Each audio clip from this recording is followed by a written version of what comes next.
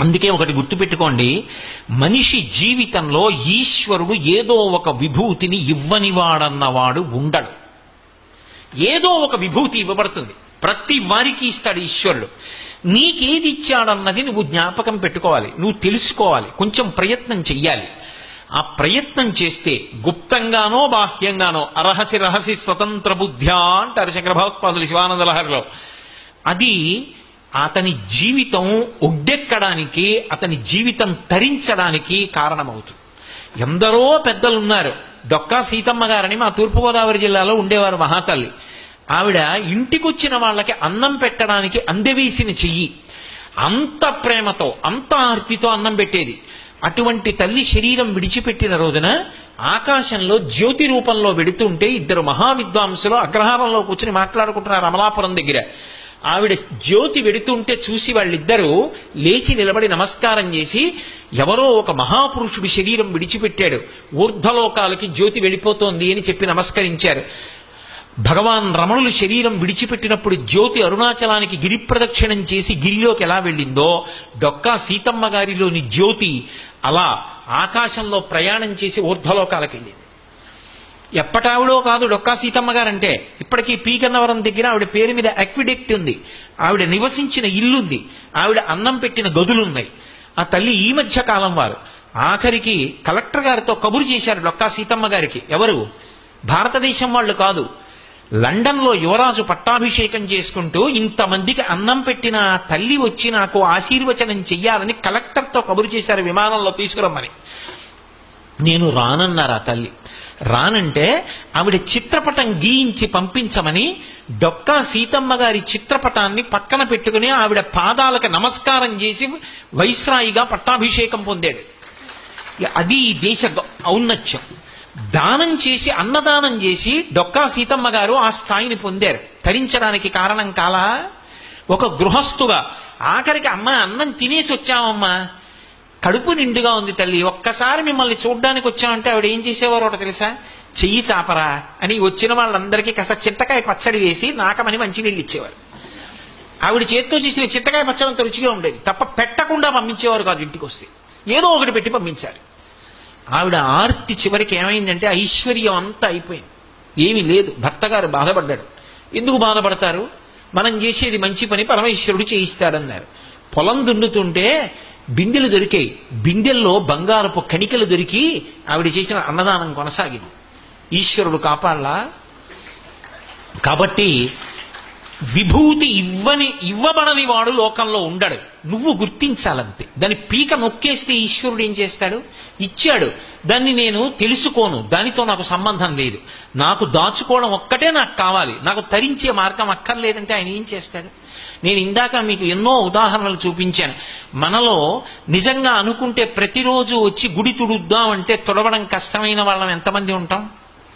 వారానికి ఒక్కసారి గుళ్ళో బట్టలు తీసుకెళ్లి ఉతికి ఆరేసి పట్టుకొచ్చి ఇస్తామంటే కష్టమైపోయిన వాళ్ళం ఎంతమంది ఉంటాం? అది కష్టమా?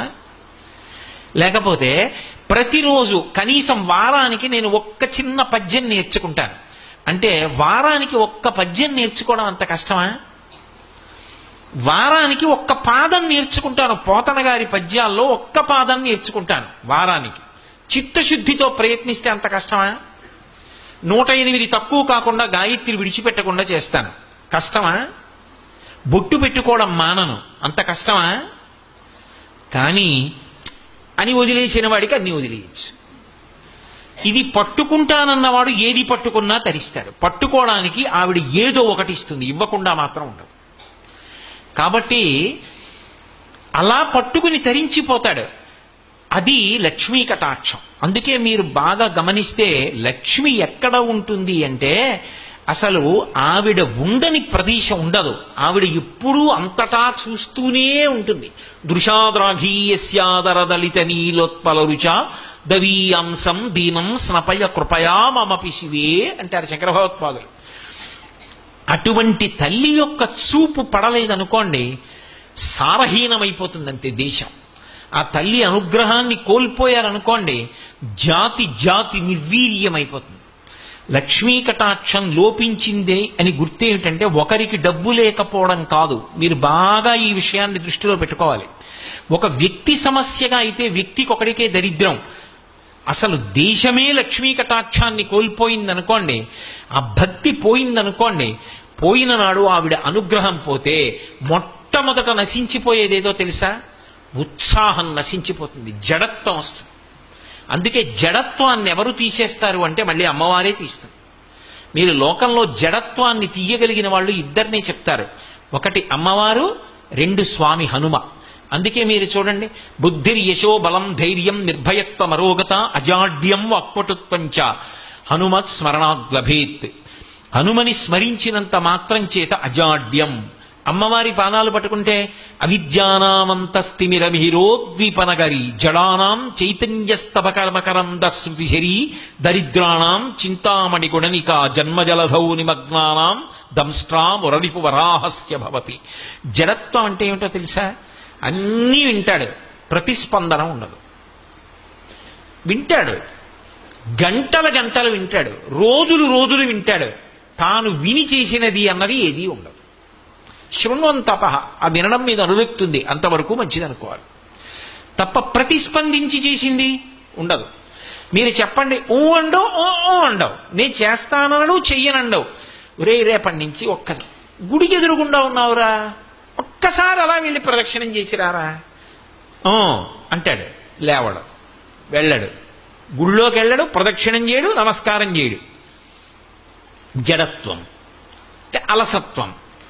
దీన్ని ఎవరు పోగొడతారంటే అమ్మవారు పోగొడుతుంది. అందుకే అది సామూహికంగా అందరికీ కలిపి లక్ష్మీ కటాక్షమేమి అంటే ఉత్సాహం.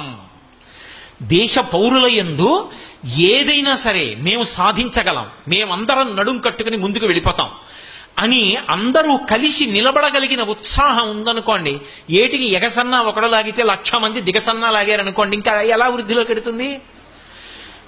చెయ్యి కలిసి నడుద్దాం అన్న ఉత్సాహం ఉందనుకోండి, అది లక్ష్మి. లక్ష్మీ కటాక్షం తరిగిపోతోందని గుర్తేమిటో తెలుసా? అసలు ఏ ఉత్సాహం లేకుండా జడత్వంతో ఉండిపోతే లక్ష్మీ కటాక్షం లుప్తమైపోతోంది అని గుర్తు. అందుకే మీరు కొంచెం జాగ్రత్తగా గమనించండి. ఎప్పుడైనా పౌరాణిక వాంగ్మయాన్ని మీరు పరిశీలిస్తే లక్ష్మీ కటాక్షము తొలగిపోయినది అనడానికి కొన్ని సూచనలు చెప్తారు.